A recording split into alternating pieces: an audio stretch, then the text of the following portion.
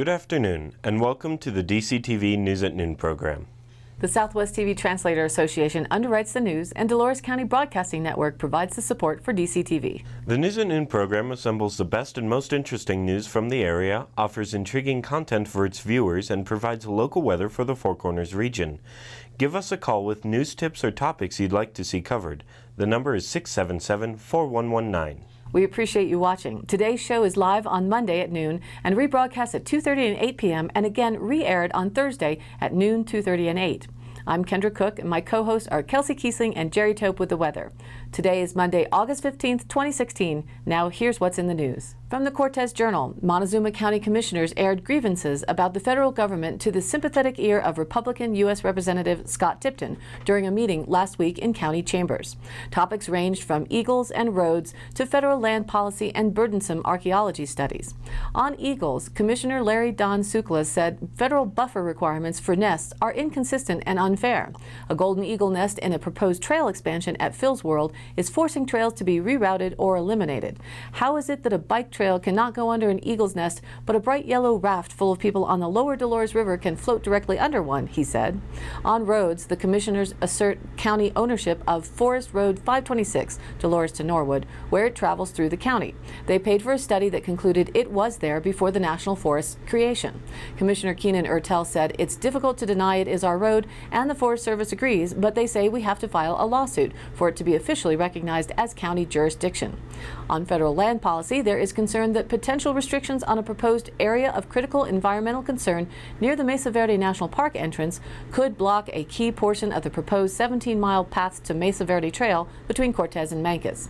ACECs are a way to put in wilderness areas without congressional approval, Sukla said. We need that section for the trail to access the national park and the community college. On archaeology studies, the commissioners feel they can be redundant and hold up recreation projects. As an example, they cited the Sage Hen area, which the county is pushing the Forest Service to reopen for overnight camping. But to do so requires archaeology studies, even though they had been done prior to construction of McPhee Reservoir. On federal land policy, Ertel was critical of the Land, Water, and Conservation Fund used by the BLM to buy up private land. Kenyans of the Ancients spent millions of dollars purchasing more land, but the BLM has trouble managing what they have, he said.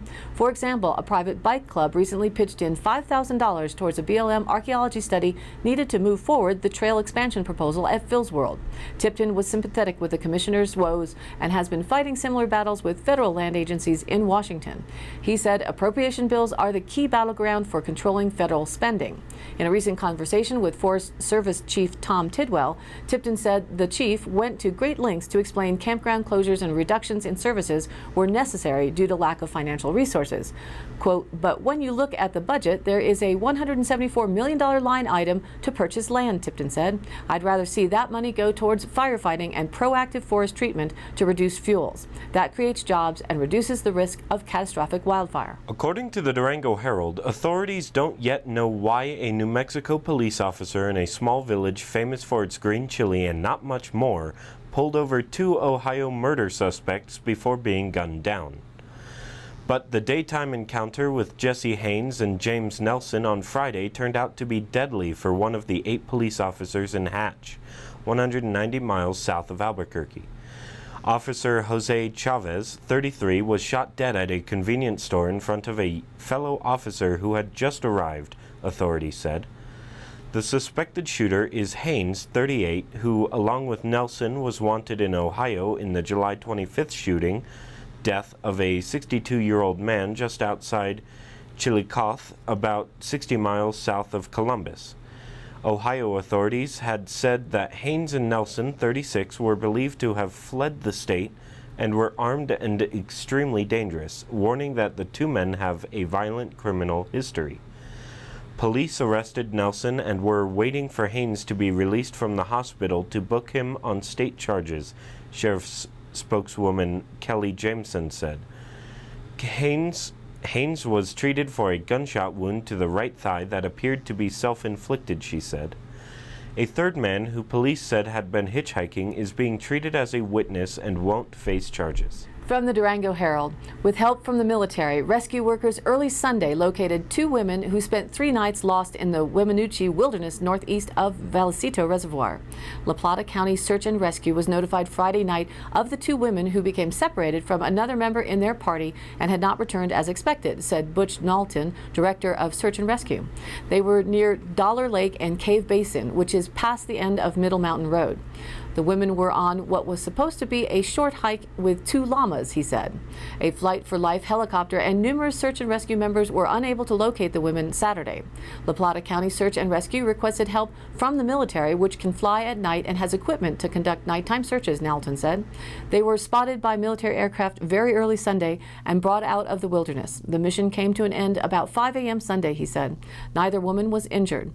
Knowlton did not have the names of the women, but said one was local and the other was visiting. Once again, be careful out there hiking. Be sure to tell someone of your plans in case of emergencies. According to the Durango Herald, a man and a woman suspected of vehicle theft led police on a 15-minute chase through residential neighborhoods Sunday in Durango.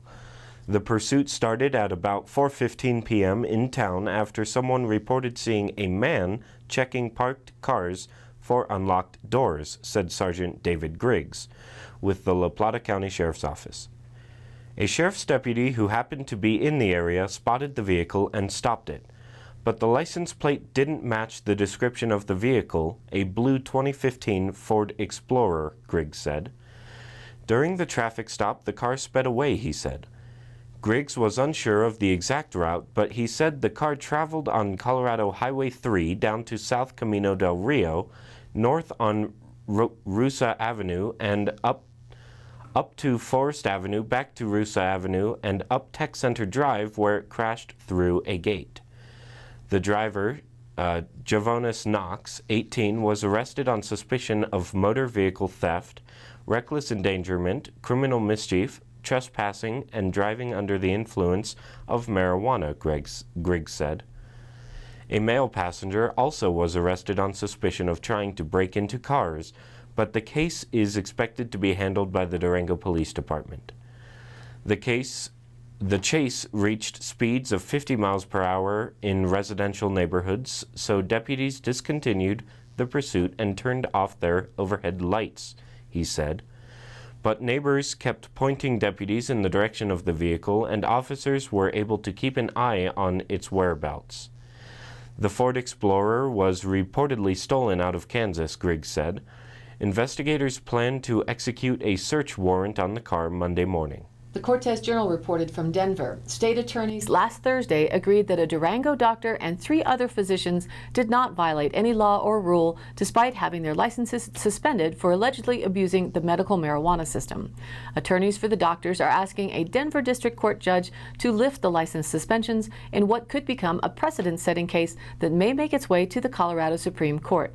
Judge Ross Buchanan initially dismissed the case, but he was compelled Thursday by a request from the doctor's attorneys to reconsider. A ruling is expected shortly. Nothing in the state constitution prohibits doctors from prescribing large plant counts, and research on the subject is incomplete. Perhaps more significant is that the state agrees that no rule prohibits doctors from authorizing large plant counts. The acknowledgement could prove a blow to the Colorado Medical Board's efforts to limit large plant recommendations. In the meantime, Judge Buchanan is weighing whether he has the jurisdiction to issue a ruling. His initial decision was to tell the doctors to appeal to the medical board, stating, "Have some faith in the system," which drew chuckles from observers. Meanwhile, from the Denver Post report, Denver election officials are reviewing petitions for 2 potential local ballot measures that would allow the social use of marijuana, one in private clubs and the other in regular businesses, such as bars or cafes or even yoga studios, under certain conditions. Whether to allow more prominent use of marijuana and where is shaping up as the biggest local debate ahead of the November 8th election. For Denver, it could solve a problem that emerged in the wake of Colorado's legalization of recreational marijuana. Outside of their private property, there are few places for people to consume it. The issue is particularly vexing for tourists, but one supporter said that's not the only result of the lack of choices. We've seen public consumption citations and arrests increase dramatically here in Denver over the last couple of years, said Kayvon Calabari, co-owner of Denver Relief Consulting. It takes 4,000 6,726 valid signatures to make the ballot, and the Denver Elections Division has more than 3 weeks to verify the signatures. The One Initiative filed 10,800 signatures Friday for the Neighborhood Supported Cannabis Consumption Initiative, so named because each business that applies for a consumption area permit would need support from a neighborhood organization. The Denver chapter of the National Organization for the Reform of Marijuana Laws, or NORML, said it filed more than 6,500 petition signatures for its Responsible Use Denver initiative, which would allow private marijuana clubs. According to the Cortez Journal, officials in the San Luis Valley are investigating whether to implement a needle exchange program to ward off the health risks that come with heroin and other injected drugs, and to provide drug users with a wider range of services, including treatment. The San Luis Valley, an area larger than Connecticut that contains just 46,000 residents, has experienced a rise in the use of opioids. As in many of America's rural corners, a crackdown on prescription painkillers several years ago gave rise to the use of a cheaper drug, heroin. While the valley lacks exact statistics on use rates, many indicators paint a portrait of growing abuse. A methadone clinic is now in its first year of operation in Alamosa. At least one local doctor has begun treating patients with Suboxone, a drug that combats opioid addiction. A task force to help pregnant mothers with opioid addiction and other substance abuse was established in Rio Grande County. The work by public health officials on that task force, in turn, has led to discussions about potentially launching a needle exchange, a program that provides clean syringes to injecting drug users. Users who share needles put themselves at risk of exposure to HIV and hepatitis C, a virus that can lead to liver damage, failure, and death. Needle exchange programs follow the philosophy of harm reduction, an approach that seeks to mitigate the harms of drug use instead of merely preaching abstinence. Many needle exchange programs offer screening for HIV and hepatitis C in addition to educating users, their friends, and family about drug abuse and how to avoid passing on potential infections. They can also provide an avenue to treatment for willing participants. That broader focus, beyond simply syringe exchange, has been an important part of the discussion in the Valley. And now here's our weather report. Good afternoon to our Dolores County Broadcast Network viewers. If you want to talk to me about the weather or have any questions or comments, I'd like to talk, so call us here at the station 9 to 12 a.m. Monday through Wednesday. Mid-August conditions consistent with La Nina patterns are ruling our weather this week. There's a weak low pressure system moving in from California into Nevada today, and this will draw light moisture from Arizona to the north over central Utah this afternoon. We'll have clouds gather beginning this evening and going till about midnight, again tomorrow afternoon and Wednesday afternoon through Thursday afternoon. There will be very little precipitable moisture in these clouds in the beginning, and levels will then increase slightly as the week progresses. Most shower and thunderstorm activity will take place over the mountains. Very little rain is expected even in those higher elevations. Wednesday afternoon and evening, as of now, looks to be our first hope of a few hundreds in the Dove Creek Valley area.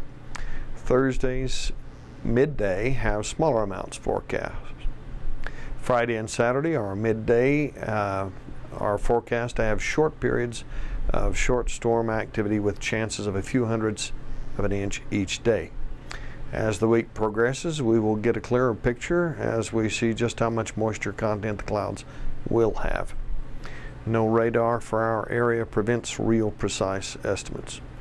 As per early summer, lightning and a little rain, and with each storm cell there will be localized gusty, strong outflow wind from variable directions. Take a look at that hockey stick shaped red area. That's the tropical moisture in a very slow moving front. It runs from the northeast to the Great Lakes and Ohio Valley to the southwest into the southern plains and southeast Texas and Louisiana. That huge area is under possible flash flood conditions for today, tomorrow and into Wednesday. Daytime heating producing showers and thunderstorms for parts of the Mid-Atlantic and Central Appalachians and Tennessee Valley and the eastern Gulf Coast in the afternoon and late evening hours today and tomorrow. In much of this area, thunderstorms are expected to continue through the night. The northern plains are in a scattered rain and thunderstorm activity area today, and there's a dry strip separating that activity from the earlier mentioned flash flood area. And currently there's no rain at all along the entire west coast. High temperature averages for the week are forecast to be mid and lower 80s. Lows will be in the upper 50s. Lightning, some gustiness with the passing storms. Last week's CO2 average is down from the previous week ever so slightly and stands at 402.88 parts per million. Week before last was 403.47 parts per million. 1 year ago was at 399.24 parts per million, and 10 years ago 380.76 parts per million. Now back to the news. According to the Cortez Journal, the Bureau of Land Management has released the Gunnison Sage-Grouse Range-Wide Draft Resource Management Plan Amendment and Draft Environmental Impact Statement for a 90-day public comment period, which started Friday, August 12th.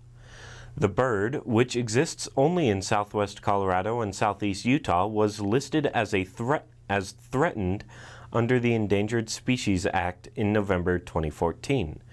In its draft plan, the BLM examines the adequacy of current conservation measures for Gunnison sage-grouse and considering measures on a landscape scale. The plan could amend up to 11 resource management plans in Colorado and Utah to create a consistent strategy for maintaining public lands. The strategy will build upon actions the BLM has outlined through national and local agreements, policies, and planning efforts. There are about 5,000 Gunnison sage-grouse among 7 populations in southwest Colorado and southeast Utah. The largest population, about 4,000 birds, inhabits the Gunnison Basin in Colorado. Individual populations in Colorado are known as the Pinyon Mesa, Crawford, San Miguel Basin, Gunnison Basin, Poncha Pass, Cerro Summit, Cimarron, Sims Mesa, and Dove Creek. The Utah population is near Monticello. The BLM manages about 623,000 acres, or 37% of Gunnison sage-grouse habitat. According to Fish and Wildlife, the Gunnison sage-grouse occupies about 7 to 10% of the species' historic range. The Gunnison sage-grouse requires large expanses of sagebrush with a diversity of grasses and forbs, as well as healthy wetland and riparian ecosystems.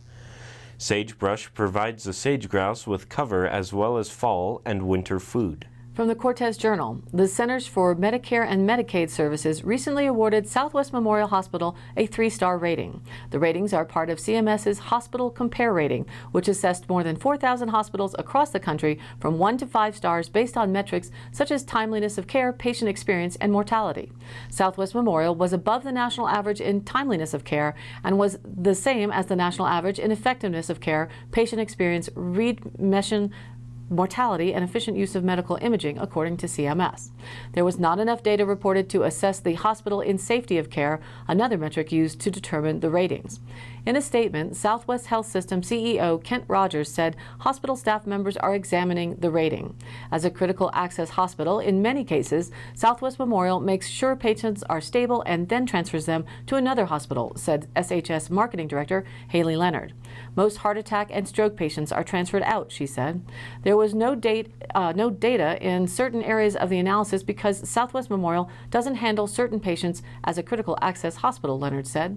Hospital personnel are looking at the data to see what they can improve. The thing we're paying most attention to is patient satisfaction, she said. It's an exercise in quality improvement. There are 28 critical access hospitals in Colorado, and only 6 were rated in the assessment. Out of those, only Aspen Valley Hospital scored higher than Southwest Memorial. If people have the option to choose a hospital, they should look at multiple sets of data and determine what is right for them and their families, Leonard said. Hospital personnel want to be transparent and hope to continue hearing feedback from patients. She encouraged people to reach out to the hospital and voice any comments or concerns. Our job is to do our best for our patients, Leonard said. All we can do is get better. According to the Cortez Journal, an apple orchard revival is taking place in southwest Colorado. The Montezuma Orchard Restoration Project wants to return the region back to the glory days of the early 20th century, when the apple and fruit stand markets were a significant part of the local economy.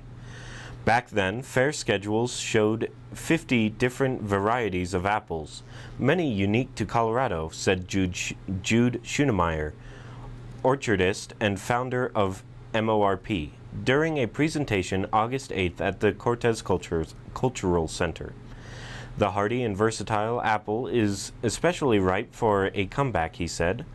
And while it will take patience and hard work, progress is being made as longtime locals and newcomers restore orchards, cultivate forgotten popular varieties, and start up apple cideries. The million-dollar question is, why don't we eat more Colorado apples, said Schoenemeyer. This state had the reputation of the most quality fruit on earth, and we can still do that here. Sarah's Polka Dot, Cedar Hill Black, Thunderbolt, Colorado Orange Apple, Northern Spy, Pewaukee, and Ganos are just a few of heritage varieties that flourished in the hundreds of local orchards in southwest Colorado, from Mancos to McElmo, Dove Creek to Nucla.